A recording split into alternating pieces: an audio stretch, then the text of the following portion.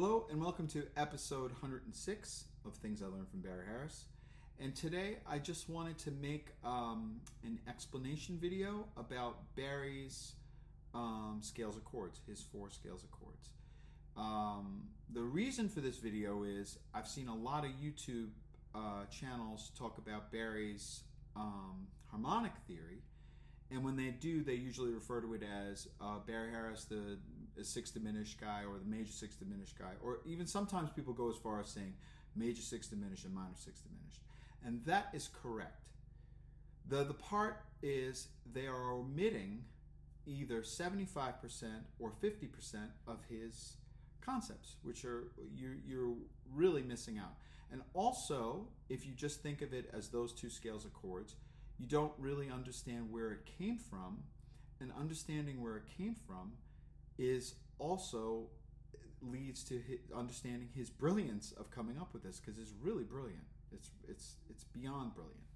So I just wanted to clear a few things up. So he talks about, here's the universe begins with the 12 notes of the chromatic scale. Those 12 notes can split up equally into 2 whole tone scales, and the 2 whole tone scales are made up of 6 notes and 6 notes, so there's your 12, equally 6 notes, 6 notes. Then you take 2 notes from one whole tone scale, 2 notes from another whole tone scale, and you get a diminished. Since there's 6 notes for each, you could do it 3 times, which gives you these 3 diminishes. Let's say C diminished, D flat diminished, and D diminished.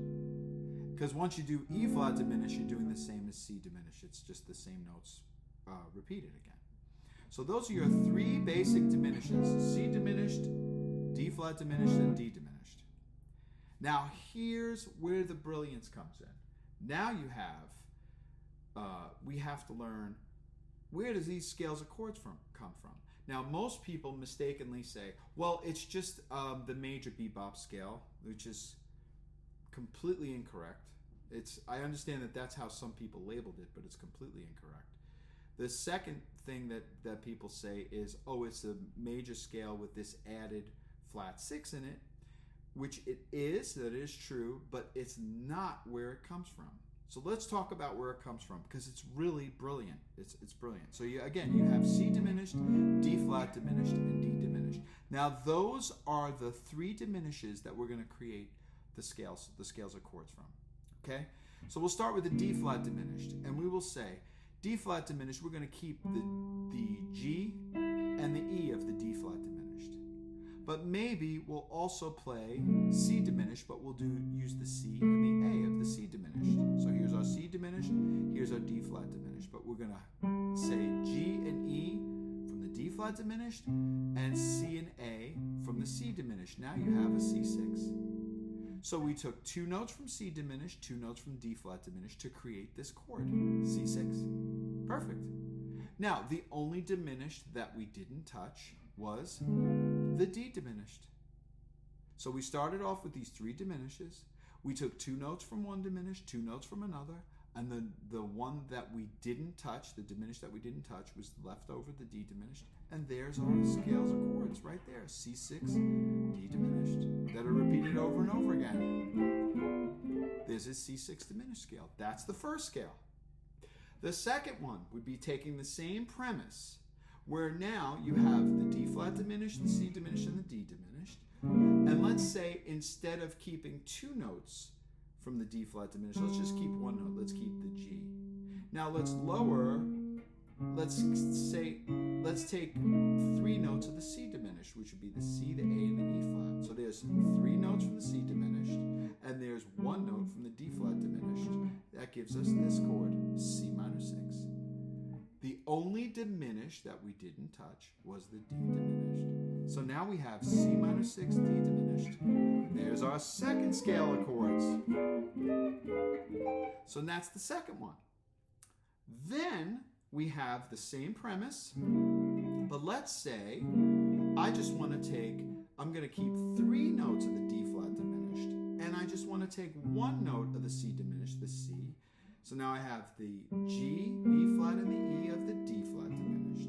But I want to take just the C from the C diminished, and I that gives us C7. So now I have one note of the C diminished, 3 notes of the D flat diminished, and the diminished we didn't touch was the D diminished. So that gives us this second scale. 4 notes of C7, 4 notes of D diminished, and we do the inversions of them. We have all this beautiful stuff. C7 diminished. There's our third scale of chords. But do you see how it's related to the first 2 scales of chords? It was made the same way. So now we'll take, let's take again 2 notes of D flat diminished, but this time we'll take the B flat and the E. We'll keep those 2. But I also want 2 notes of the C diminished, so we'll take C and G flat. So these 2 notes of the C diminished, these 2 notes of the D flat diminished, and that gives us C7 flat 5. Again, the only diminished we didn't touch was D diminished. So think about how beautiful this is. Now C7 flat 5 diminished.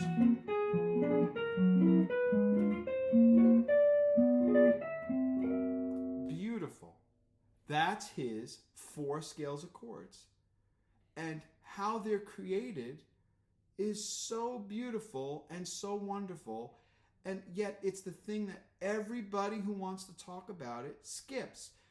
Now, I don't know if they're skipping it because they don't know it, or if they're skipping it because it's just, it might be too long to explain, but I think it's pretty good to explain it. I think it makes it even, it gives you a lot of depth in terms of understanding who he is as this, and what this harmonic theory is, which is really incredible.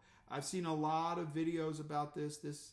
I'm telling you, this is the thing we need to understand. He has 4 scales of chords, not 1 scale of chord, not 2 scales of chords. He is not the 6 diminished person. He is not the major 6, minor 6 diminished person. He has 4 8-note scales, those 4. And those 4 are super useful, and you use them all the time. Now, which ones do I practice the most, or have I practiced the most? The major 6 diminished, the minor 6 diminished I have. Those are the 2 that I practice the most. But now I'm into the dominant 7 diminished and dominant 7 flat 5 diminished, and I'm telling you, they are equally wonderful. And you apply these to all of your diatonic chords, all of them, every one of them. And I'm going to make a video about that too, maybe a part 2 to this, about how to apply all 4. I might have made a video about this before, but all 4 of Barry's scales of chords to the diatonic chords, which is really wonderful. And then you start to see it's limitless. If we're in the key of C and you see a C major 7 on the sheet music, that doesn't just mean C major 7. That could mean that's coming from the C6 diminished scale, which means all this beautiful stuff that you've practiced, you can put in. You don't have to just take the 4 notes of C major 7. Also, you could do G6 diminished over that C major 7 because it's a 6 on the 5th. But there are so many ways to look at it, and it's just brilliant. His harmonic concepts are so brilliant. And to just whittle it down to just, it's a major scale with a flat 6 in it. That's a quick way to explain what notes to use, perhaps, but then there has to be something more in depth about it, because where did it come from? Where did it come from? Did Barry just add an extra note to the Western scale? Why did he do to the major scale? Why did he do that? Why would he do that? See, that's the other problem. We don't ask why enough. We should ask why.